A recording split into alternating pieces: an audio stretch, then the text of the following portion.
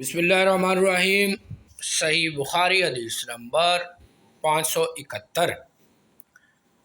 हज़रत इब्न अब्बास रज़ियल्लाहु ताला अन्हुमा से रिवायत है, उन्होंने फरमाया रसूलुल्लाह सल्लल्लाहु अलैहि वसल्लम ने एक रात नमाज इशा में ताख़ीर फरमाई, यहाँ तक कि लोग सो गए, फिर बेदार हुए, फिर सो गए, फिर बेदार हुए। इसके बाद हज़रत उमर रज़ियल्लाहु ताला अन्हु खड़े होकर नमाज के लिए कहा।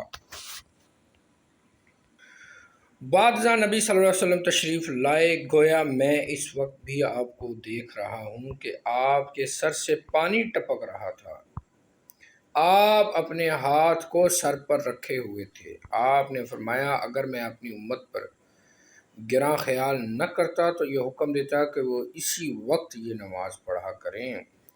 रावी कहता है कि मैंने हज़रत अता से बतौर तहकीक पूछा कि नबी सल्लल्लाहु अलैहि वसल्लम ने हज़रत अब्बास रज़ियल्लाहु ताला अन्हुमा इब्न अब्बास के बयान के मुताबिक अपना हाथ सर पर किस तरह रखा था। तो अता ने अपनी उंगलियां कदरे कुशादा की, फिर उंगलियों के किनारे सर के कोने पर रखे, फिर उंगलियों को सर पर इस तरह खींचा कि अंगूठे ने कानों के इस किनारे को मस किया जो कनपटी और दाढ़ी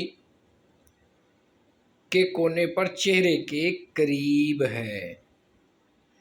ना आप इसमें कमी कर रहे थे और ना मजबूत पकड़ रहे थे, बस ये कर रहे थे कि जैसे मैं कह रहा हूँ। फिर रसूलुल्लाह सल्लल्लाहु अलैहि वसल्लम ने फरमाया, अगर मैं अपनी उम्मत पर गरां ना समझता, यानी भारी ना समझता, तो इन्हें हुक्म देता कि वो इशा की नमाज इसी वक्त पढ़ा करें। 571 सही बुखारी हदीस नंबर 571।